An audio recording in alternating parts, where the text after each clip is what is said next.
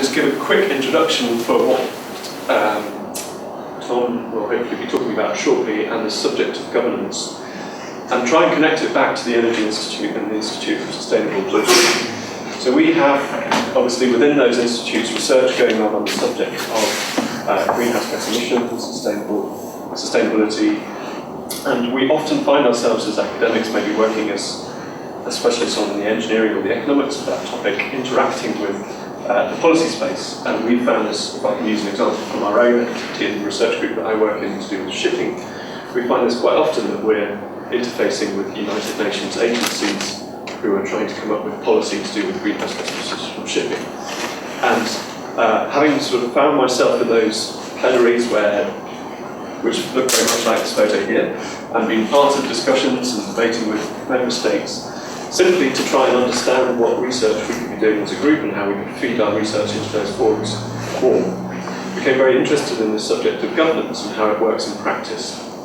Not just the standard mechanisms that we might recognise as being those from the UN system as it exists at the moment, but also how both those public standards interact with the private standards within an industry like shipping. That's the private voluntary schemes that ship owners or operators might subscribe to show that they're being aggressive, maybe as part of their CSR. And how that then plays in with maybe the European policy discussions or even the national level policy discussions. So from what I'm trying to get at is that from our own research group's activity, we could see that there was this messy problem of the interaction of those policy spaces. And it wasn't until I met Tom and the Global Governance Institute in general that I started to understand that actually there's a theory that helps to understand what we were encountering. And that's an extraordinarily naive and maybe stupid thing to say, but I guess within UCL we're very lucky to have a rich set of knowledge on explaining lots of different things and making this connection between the sort of practical experience of encountering policy discussions and trying to feed scientific research into them, and the fact that actually there was a group at UCL that were thinking very much about how do those discussions work in theory, what are the principles behind them, and maybe how could they be improved. That was a very powerful combination to bring theory and practice together. And so we've been having some early conversations, and I hope they'll mature more. And this evening's talk is a chance for us to try and make further connections between this activity that happens in the Global Governance Institute to understand governance, and those, at least in the EI and ISR, but also any other institute or any other practitioner who's encountering those on a daily basis and wants to see what the benefit of further theoretical understanding would be. So that was my little spiel to just explain why we thought it would be a good idea to put this evening's session on. Can I now try and read again, which is to introduce Tom really as the speaker. So Tom is a lecturer in global governance at University College London, and he's the Deputy Director of the UCL Governance Institute.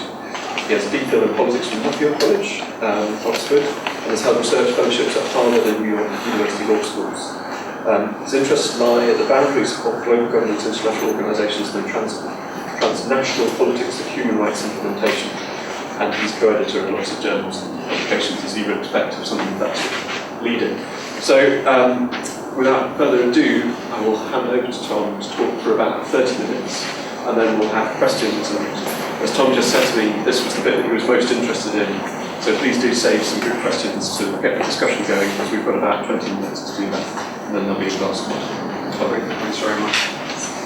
Thanks, Tristan, and thank you to the two institutes for this invitation. It's really great to be here with you all today. Some familiar faces and new faces. It's exciting. The Global Governance Institute is 2 years young. As Tristan said, we're working hard to engage with colleagues across UCL, thinking seriously around the policy research interface and the theory of many theories of global governance and how they might relate to real-world practice. And certainly one of the best things about my role as Deputy Director of the Institute is that I get to collaborate with colleagues from a really wide range of disciplinary backgrounds, and it's been an absolutely fascinating couple of years working here at UCL. Lots of highly caffeinated meetings with colleagues in climatology, in engineering, in law, health. It's quite an extraordinary resource at UCL in that sense. And also in these times of disciplinary specialization, it's a real privilege to be able to think big, right? To think about the big global questions, which is not something perhaps that is always encouraged among my peers, junior academics. So as Kristen said, I'm a lecturer in the political science department, and my focus is really on wicked problems in regulation, we might say, particularly how we advance policy goals in situations of high distributive costs and high value conflict. I work particularly on human rights regulation. I'm pretty critical of the rather strong collaborational narrative that underpins a lot of global governance research and thinking. Certainly cooperation is crucial, but of course cooperation also has its limits. So what do we do when we reach those limits? That's a theme I'll return to in this presentation. Given our host, I thought it might make sense to integrate some work I've been doing on sustainable development. So I've been involved with colleagues at UCL, including Georgina Mace, I see Georgina here tonight, and also Jeff Varga at the London International Development Centre on the SDGs, on sustainable development goals. We wrote a chapter, David Hudson, myself, and Nahir Sandy, looking at global governance of development. So I'll integrate some examples from that. I'll see how I get on in my 30 minutes. As Chris said, I'm really keen to get feedback and thoughts on where we might go next with this agenda. But first, maybe just to set out our stall at the Global Governance Institute, the mission statement of the Institute is to advance cross-disciplinary research on global governance on this important, very important topic. And this does mean thinking through seriously what we mean by cross-disciplinary research, right? Thinking about global governance from a variety of disciplinary angles. And cross-disciplinarity is definitely in vogue, but what it actually means in practice, I think, remains rather unclear, and certainly we're trying to work from the ground up to get a sense of what kind of modalities of research can we encourage to engage colleagues meaningfully in discussions around global governance across a range of different substantive thematics. So we have some thematic priorities at the Institute at the moment, including security, global economy, global environmental sustainability, global justice, but we also range more broadly, and we're very much an open shop for colleagues who have great ideas and want to run with the ball with us on global governance themed events. So,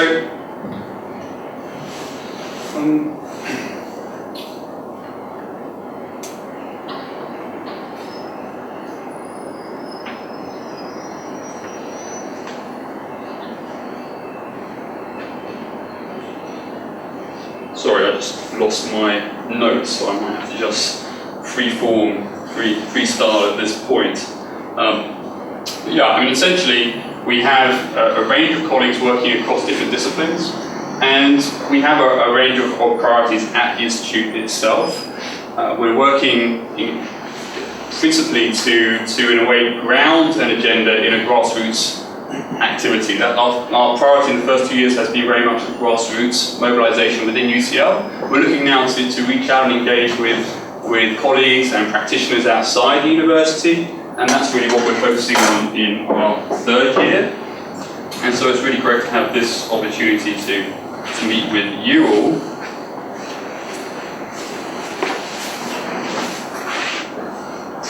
Yep, my iPad has died. Okay, all right, so. But perhaps before we get into some of the examples around sustainable development, thinking about global governance, thinking about what global governance means as a research agenda, which is perhaps the key thing we're driving towards, right? I mean, global governance can mean many things to many different people. I sometimes joke that, my job title is quite modest, right? Lecturing global governance, just the totality of all social political activity above the nation state. So how do we actually make that meaningful in a research sense, but also in terms of engaging the policy community in global governance? And what can the academy bring to these discussions? Clearly we think that academics have a role to play here, and perhaps it's my job to convince people that academics have a role to play, and we have no shortage of problems, from biopathogens to security issues to potential economic meltdown. What we do have is a real coordination cooperation problem. And a lot of our research, the core research at the Institute, is focused on understanding the underlying structures of these problems. So understanding how can we think horizontally across different issue areas to understand the blockages. And in thinking hard around what causes blockages in governance, how can we find a way through? And as I mentioned at the outset, one issue is clearly cooperation gains versus non-cooperation scenarios. Where we can align interests, progress is obviously possible. But in those situations where interest alignment is difficult to achieve, where you have very high conflicting interests, then we may have to turn to a more creative box of regulatory tools to seek progress. But I do think it's rather important to define your terms.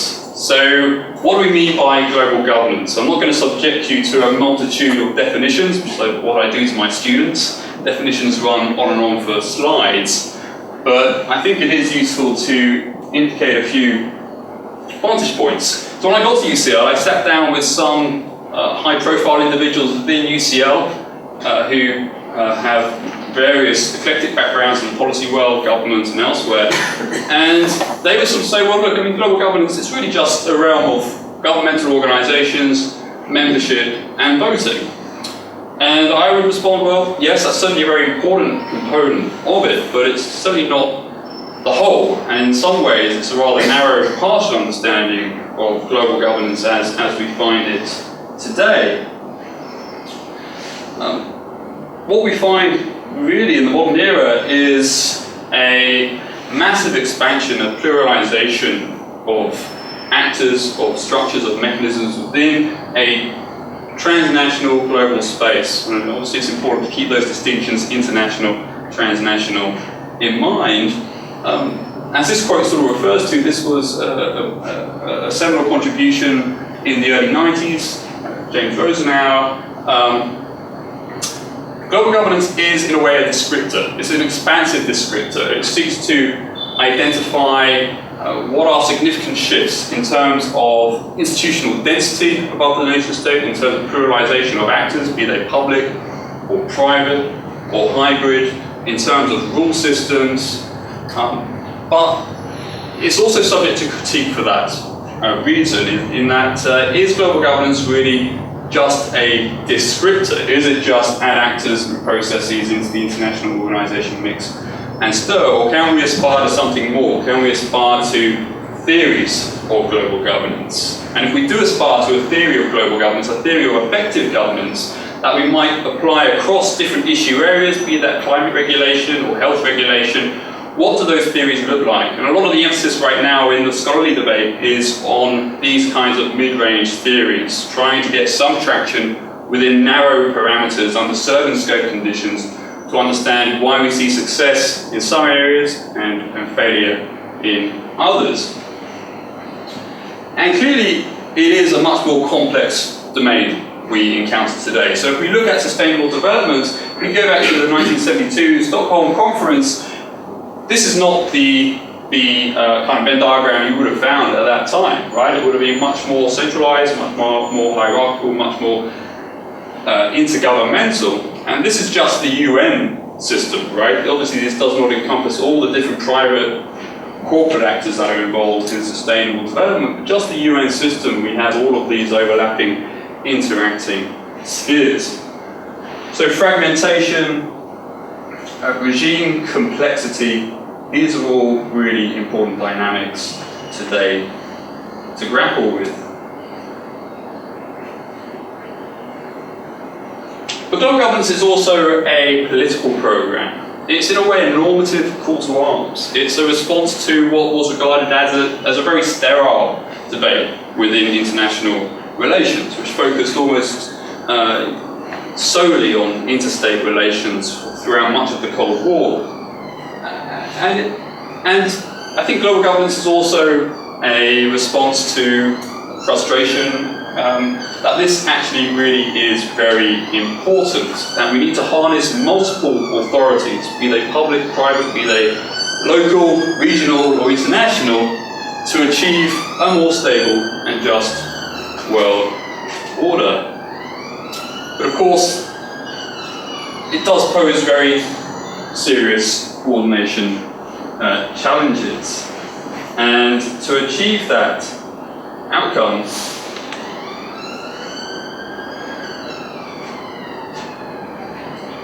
even within the sustainable development regime complex, there are clear contradictions, clear tensions that we need to expose and, I suppose, deal with in a very clear-eyed manner. For instance, the emphasis on GDP growth, how do we reconcile that with a lot of the protections around ecosystem management? And some observers suggest that the emphasis on GDP growth will eventually undermine the ecosystem objectives of the SDG agenda.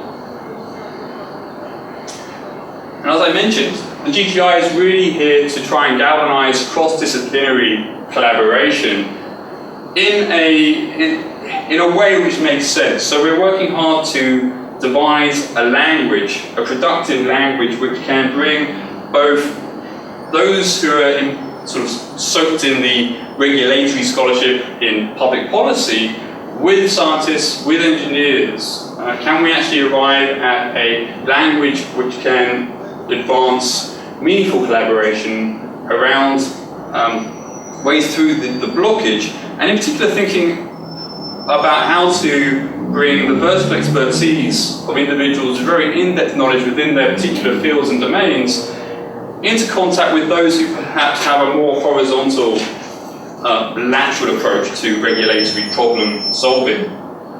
What kind of commonalities, what kinds of patterns do we observe across sustainable development, across climate change, across global health concerns?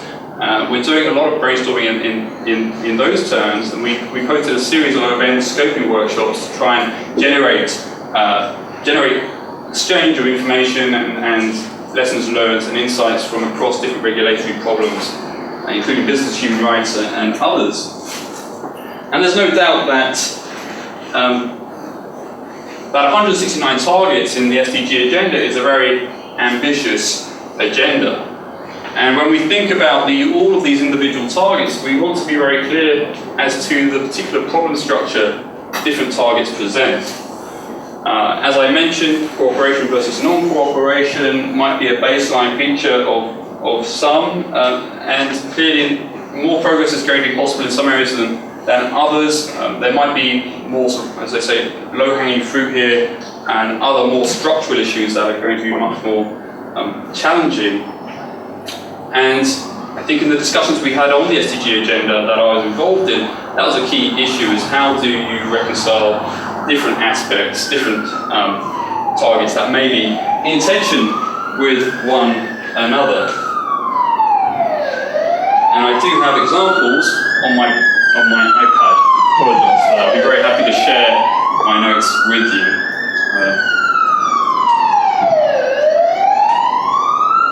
It's back. Okay. So let me give you an example.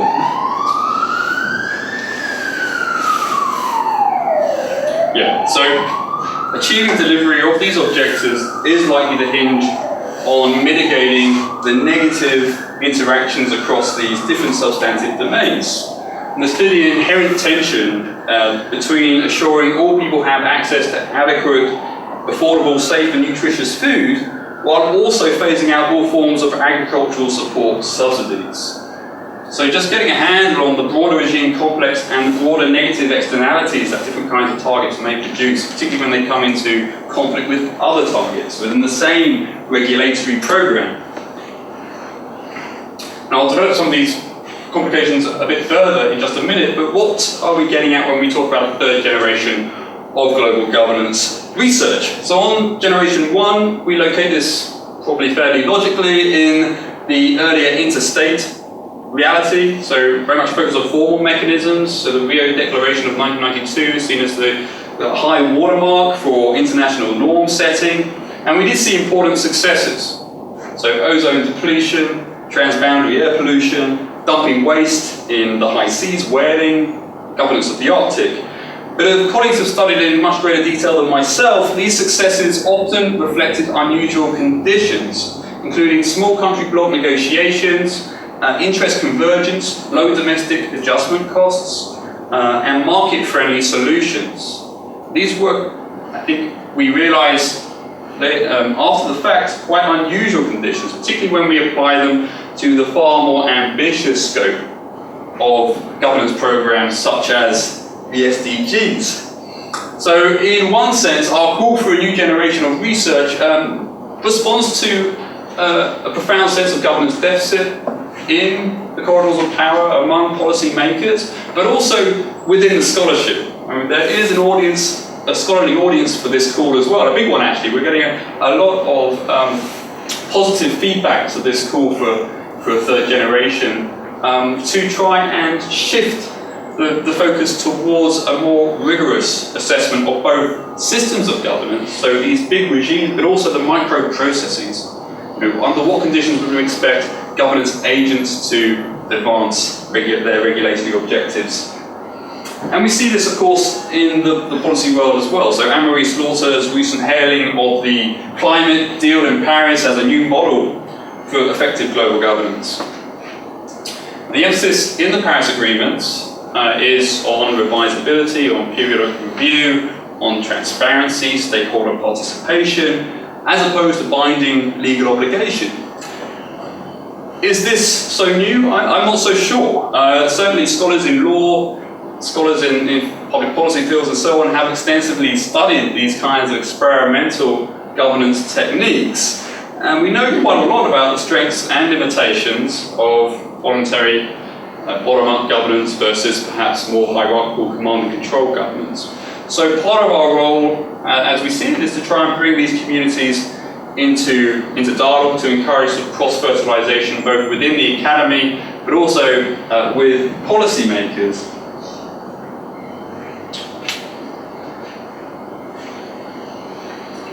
So where do we currently stand? What's the state of the art, if you will, and where do we go next? In very broad sort of terms, we observe two main thrusts to the research in global governance, one more ambitious than the other. So we might call one strand of research macro, in the sense it's looking at accounts of global governance systemic change. It's essentially arguing that we really are living in a new era of truly globalized governance. People like Michael Zun at WZB in Germany would make that claim. Others are more skeptical. Others would argue actually that many of the features of global governance have been perpetuated through the decades, that we can find features of global governance in the 19th century and so on. And the focus there is ambitious, and they're principally interested in how different actors, public or private, exercise power under conditions of fragmentation, under conditions of complexity, and with what effect. And this is certainly not the Cold War era anymore. It's often much more difficult to identify alliances, coalitions. People are not flying the Soviet flag, the stars and stripes. The boundaries between public and private are much more blurred, much more porous. And we also see another strand of research looking at these micro processes, and particularly here at UCL, Department of Political Science, looking at dynamic regulation. So in particular, getting beyond the static command and control models, principal agent theory, probably being the classic model of agent modeling, to thinking about post-delegation behavior. So what happens after the ink is dry on the contract or on the treaty? What explains diverse actor behavior following essentially the completion or the execution of the contract? And this has particular relevance in my own field on human rights, where often agents have an awful lot of discretion in terms of how they execute the mandate. States enter into these contracts to signal credibility, and as part of that credible signalling process, they often grant a lot more autonomy to agents within those fields. But I think we see that also in health, around monitoring some of the directives within WHO, and perhaps this is something we will see coming online in the climate field as well. More of an emphasis on national mechanisms, more of an emphasis on autonomous agents with discretion to advance these governance objectives. I suppose the key point there is that there probably are lessons, important lessons we can learn from other fields. There's no need necessarily to reinvent the wheel. So in the remaining time, I'll just walk through 4 key headline questions that we're working on right now and we think are pushing towards a more natural understanding of global governance as a policy model, if you will. So first, we need to get a better handle on boundary questions. So what is actually global in global governance? I mean, some issues clearly become global governance concerns when they spill over borders. Others are irreducibly global governance issues by their very nature. So in sustainable development, given the irreducible nature of the challenge, this does seem to be very much a global governance domain. Many issues, forest stewardship, air pollution, desertification, they can only be addressed at the global level.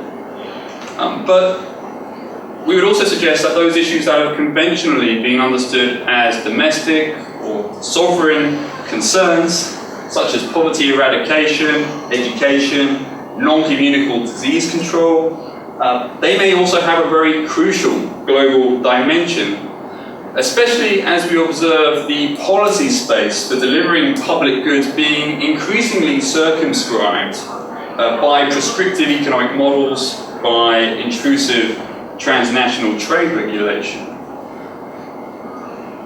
Another key boundary question that we're focused on is looking at regime overlap and interplay. So we saw the regime complex there of the SDGs.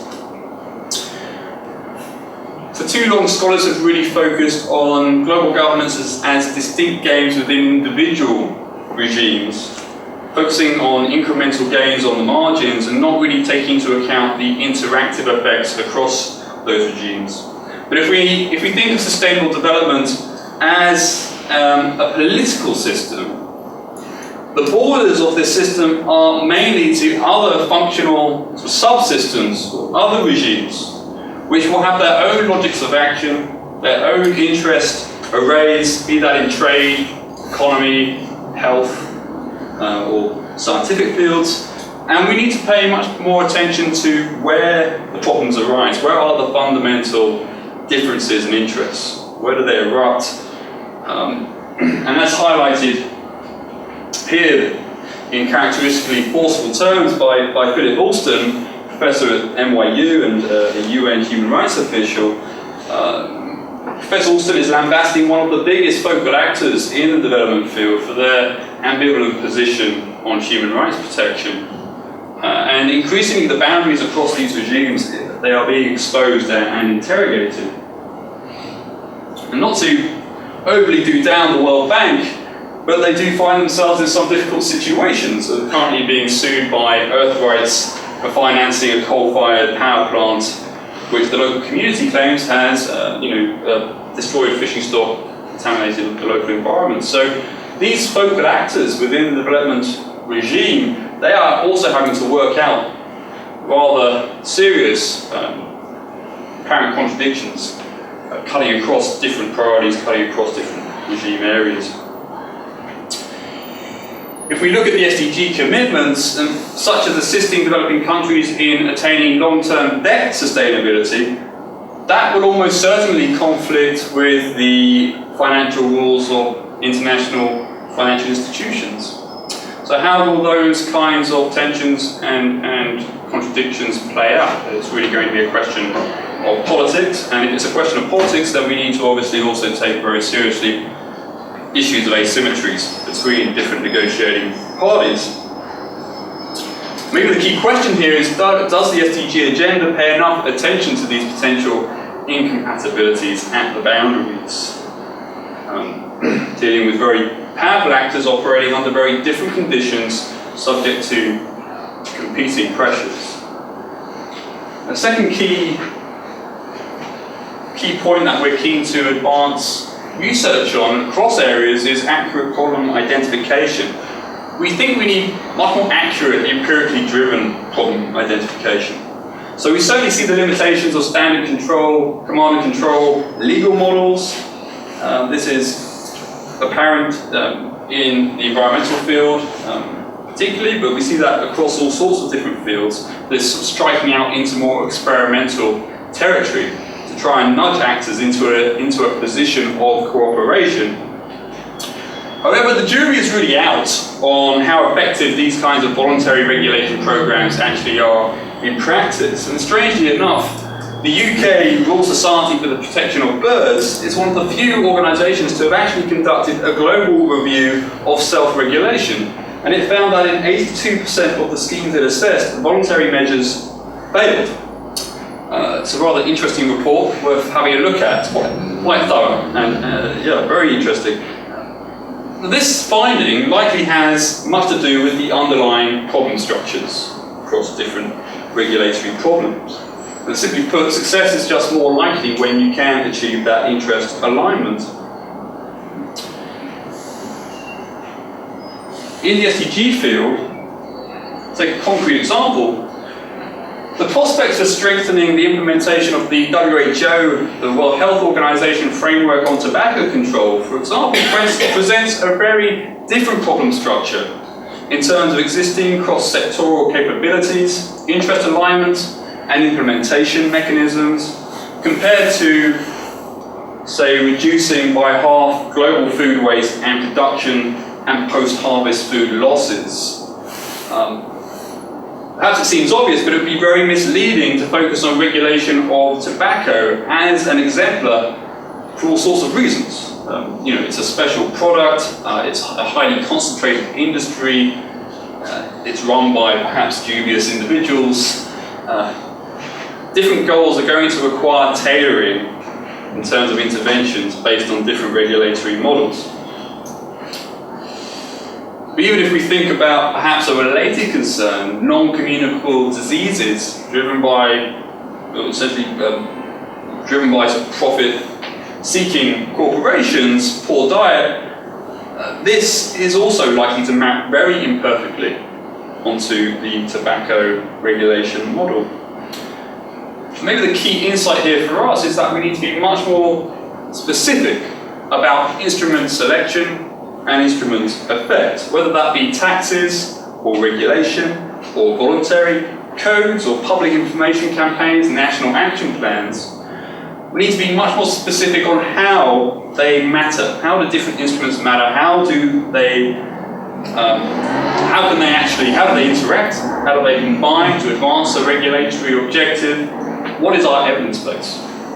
And we held a conference last November on voluntary regulation within business and supply chain, and the evidence base is very thin. I'm glad to say there are many colleagues who are working exactly on these kinds of questions.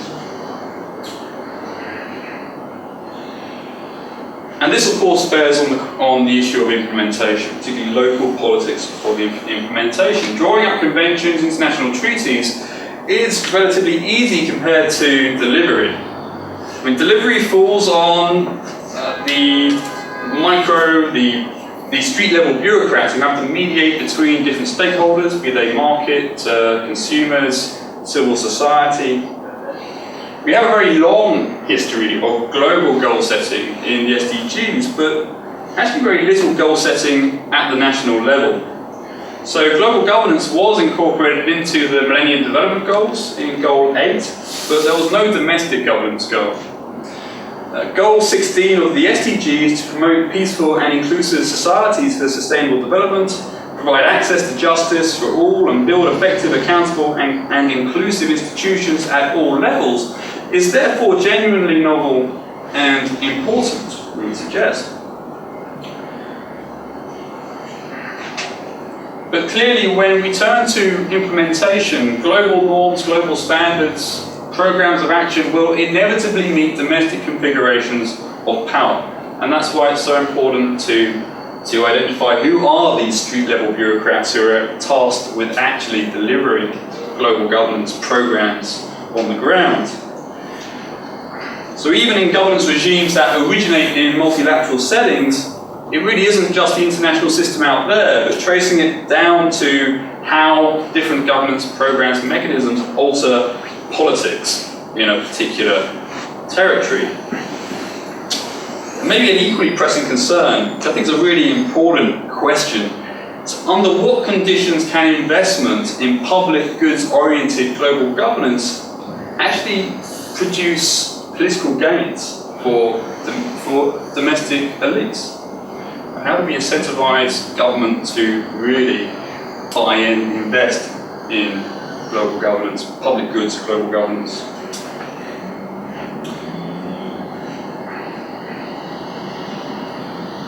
It's also crucial that we look at the supposed beneficiaries. When many of us think about global governance, we often do it from the vantage point of London or Brussels or New York, and it's something we're very focused on at the Institute. UCL is London's global university. We seek to be a Global Governance Institute, and we're engaged very much in fostering collaborations with colleagues in the Global South and the Global East. But although we profess our opposition to this rather sort of northern-led agenda, we often don't look at it from different vantage points.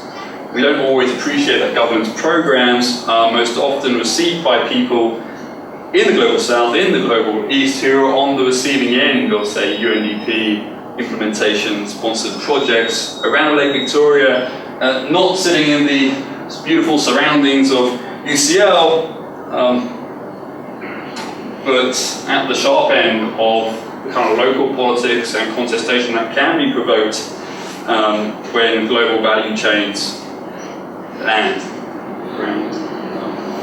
So a recent example of a conflict in Uganda and pressure building on UNDP to perhaps review their relationship with a palm oil corporation. Finally, to end, perhaps the most pressing issue is just trying to generate information and knowledge on what works, gauging what works. How do we move from good to bad governance?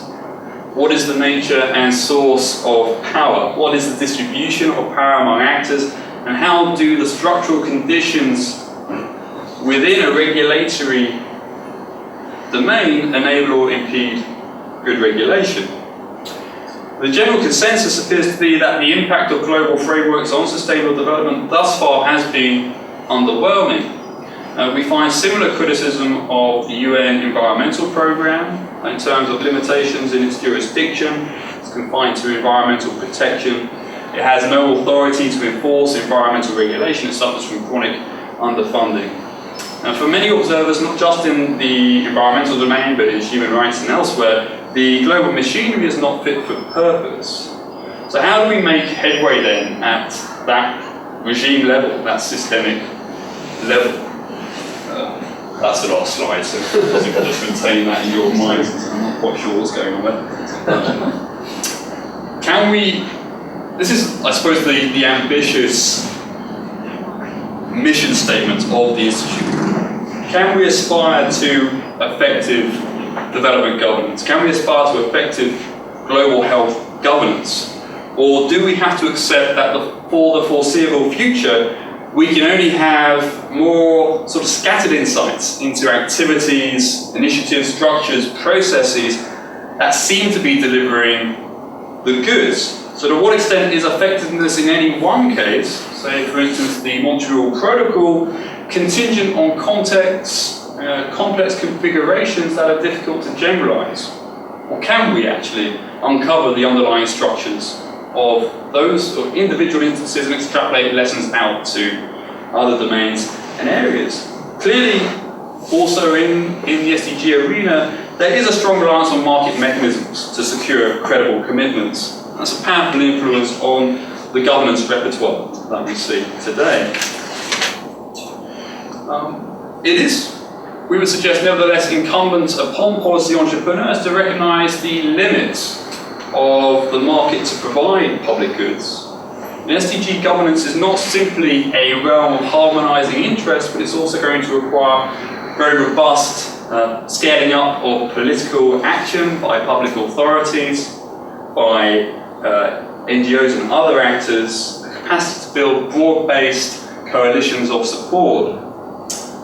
And And perhaps most fundamentally, the SDG agenda demands a clear-eyed and urgent evaluation of the acceptable boundary of natural, human, and human-produced capital if the ecosystem is to be preserved. So we can be as ambitious as we want to be, I suppose. What is the role of the Academy here? Well, first I think our role is to perhaps ask the difficult questions, but we can also work, and many of us are working, to identify, to evaluate what are the transferable tools, what are the mechanisms, what are the theories which could underpin a viable global governance policy model with relevance to development, but also beyond development to other fields. So that, I think, is the journey we're on. I think it's a very worthwhile one. Very much hope you'll all come along with us on it, and I look forward very much to your comments and thoughts. Thanks so much.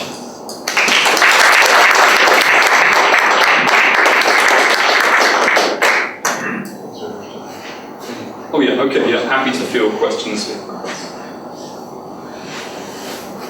Yeah, please. Thank you very much.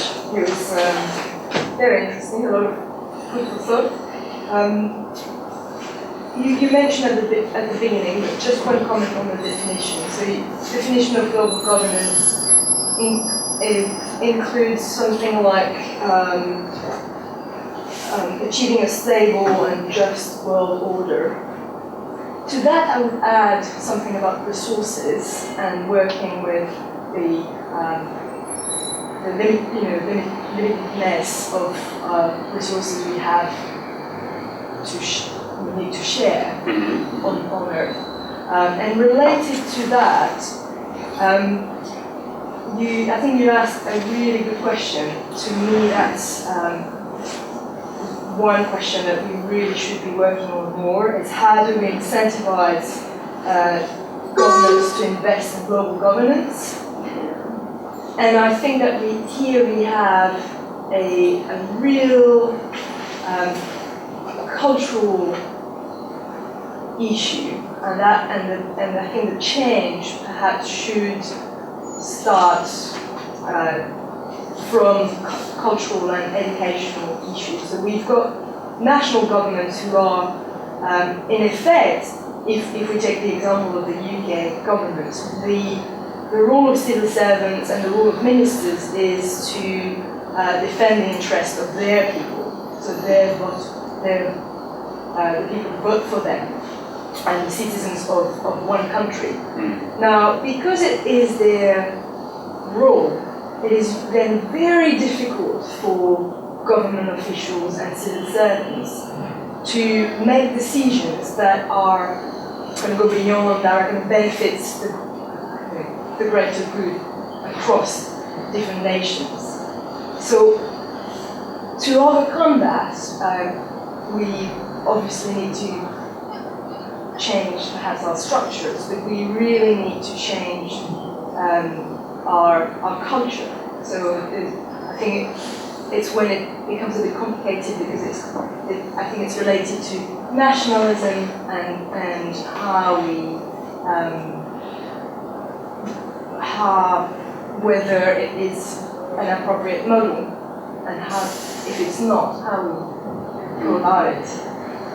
And education is probably the way to change the culture, by perhaps introducing the concept of global citizenship and what it means to be citizen of one country, but also to be a citizen of a bigger space. Yeah. So I was very interested in this. Yeah, no, I think it's a crucial point. I mean, on the issue of the sort of the definitions of global governance, most definitions tend to reside in a space, essentially a rather thin conceptualization of rulemaking.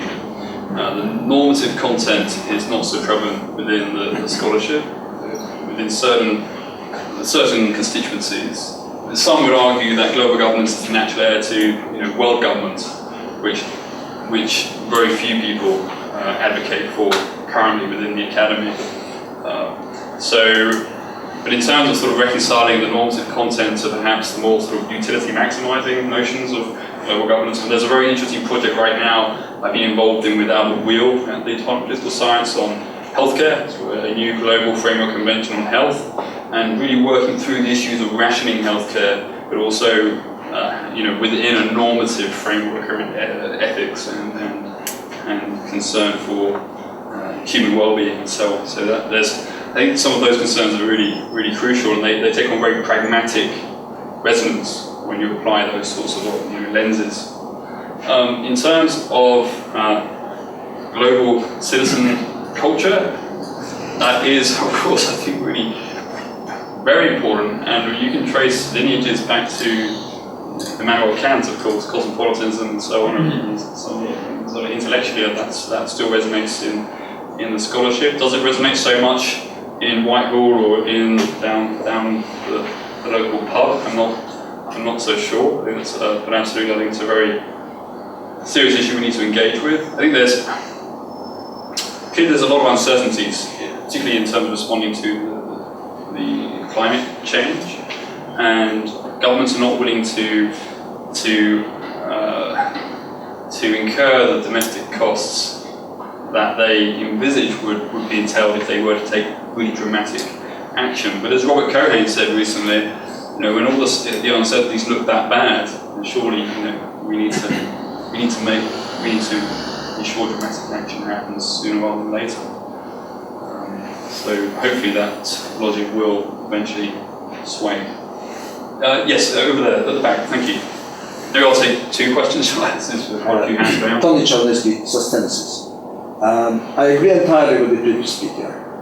It only emphasizes that the problems within a state are of immense magnitude. What you are taking on is even more incomprehensible. How you can do it on your own as one institute. I'm trying to take a systemic view. Yes.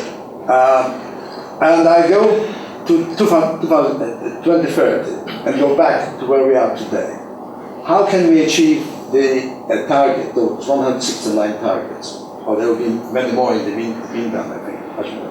I think some people may think what you do is a pure research. In my view, it is extremely urgent. It is what you do is absolutely fundamental importance for the world. And why I'm saying this, that the biggest problem that all the governments face is that we have not noticed that over the last few years, the world in various domains has started to change at exponential rate. And the governments work at linear rate, if you like. This doesn't relate only to technology, but to some positive aspects, medicine and so on, and also the negative, like we take the immigration problem. So my view, in order to achieve those very ambitious targets, we would need to redefine so-called meta level, the key concepts of how the world can be governed. And I see it as follows. We need to define what do you really mean by freedom and being sovereign, and I relate to the lady before. The second one, what do you mean by equality? We take it for granted, but equality is an extremely difficult subject to define. We take it for granted from the French Revolution, but in the meantime, the world has changed beyond recognition. And the third one is, what do we mean by the democratic system, or the system of governance, political governance? Because if you want all of the nations of this earth to cooperate, which system we take as one that everybody else subscribes to? I'm glad you're recording this so I can turn to these are a very thoughtful commentary and a very important one. I certainly think that what we're trying to achieve is important. I think it maybe comes back to the cultural issue as well, in that a lot of the policymakers and entrepreneurs of today, their formation was in a somewhat different setting, and not just policymakers but also scholars as well. And we do need to, it's very important that theorising around global governance, thinking around global governance doesn't happen in a vacuum, that we do connect it to real world change. And I think that's what a lot of the scholars are grappling with, that's really what we're challenged by. And also the way we think about global governance responses or regulatory responses to these problems, clearly in some ways we're hamstrung by the fact that we are having to operate within the existing structures, the existing global governance system, as global as it is, international system. Another way of approaching these questions in a way which perhaps some of my more critically inclined colleagues would set it up is that, well, in an ideal world, what would regulation actually look like here? So let's build the regulatory house, if you will. If we were to design the blueprints, what would the walls look like? Where would you put the cupboards? What, how would you build the chairs? Transparency, what would accountability look like? Representation, and to actually engage in those kinds of scenario building discussions to try and perhaps push the boundaries beyond problem solving within the current constraints towards a more transformative logic of action. But it is very challenging, and of course it's extremely challenging when you then move into the policy space where you are dealing with obviously the sort of day-to-day real politique of negotiation. Thanks so much for the comment. Yeah. I think here was next. Yeah, just very quick one. Thanks for the talk, it was really good. It was really just a question, in terms of the work you're doing and in terms of working with colleagues, what analytical frameworks are you using to engage with that space? There's a ton of that there, but which ones are you guys using? Yeah, so it's probably, in my own, global governance is almost, ungraspable in its totality. So you have to discipline the topic. And the way I discipline it is, I suppose, I come from I worked on Latin American politics initially, so I'm quite grounded in domestic politics within developing country settings, and I work within particular mid-range theoretical toolboxes. I don't actually throw principal agent theory out, I think it asks a lot of very important questions around under what conditions we would expect agents to assume autonomy. So I take some of those theories, I modify them, I turn the assumptions on their heads, you invert some of the conditions, scope conditions. I think that's what a lot of us are doing. We're playing around with sort of conventional theories, mid-range theories. There's a lot of experimental theory, orchestration theory, but they are rather narrow in their scope. They're not theories that seek to explain systemic change. We don't really have a global governance theory. We have theories of international relations. As maybe you will be aware, the Kenneth Waltz and Mearsheimer's of this world, but they're very parsimonious, and they extrapolate an awful lot of predictions from some very simple assumptions, and they don't really give us a lot of traction when we look at environmental concerns or human rights. There may be some traction when we look at détente, when we look at offense, defense within nuclear disarmament, for example, security. So I think we're really trying to find our way in terms of disciplining global governance. Yes, please. Hi, Eric Davis from National Audio Office. I was interested in your reference to Kant there. I think it was his teacher Hegel who actually posited this view of society as moving towards ever greater degrees of transparency, basically. And we've had a kind of tradition from Hegel to Kant to Marx, which Marx posited in a sense that there would be a greater degree of transparency in an economic sense, at least. So I was really interested in that. One of Nietzsche's, who was obviously people greatest aphorisms, I think, was the difference between a great person and a lesser person is not the depth of the concept that he can envisage, but the length of time for which he can hold it. And you get that increasingly. You have Band-Aid programs on telly, and it impacts on everyone for a short length of time. After 12 hours, how many people does it impact on? After a week, how long does it impact on? And in a sense, the value structure which you have implicitly alters the way that you will organize your life and the way you will react to it. So, that was one issue I wanted to raise, and how you saw that in it. The second issue, sorry, I want to say a couple of things really. We're seeing now with Brexit, for instance, a kind of very silo mentality, within Britain. In many ways, you can argue that the EU, particularly on the environmental front, has done more to advance the cause of environmental issues than anything else over the last 50 years. So, in a way, again, the kind of value structures that you have and the way that that plays into those things is hugely important. If you look again at a third issue, human taxation, in a sense, international taxation is a primary candidate for having an international regime over, and yet the UK government has been one of the most opposed to having harmonisation, for instance, in the EU on tax policies. So there are a huge kind of nexus of issues relating to how governments relate to the kind of implicit value structures of people, the way that lots of communities will draw back into a very protectionist silo mentality, and I just don't see how you're addressing those.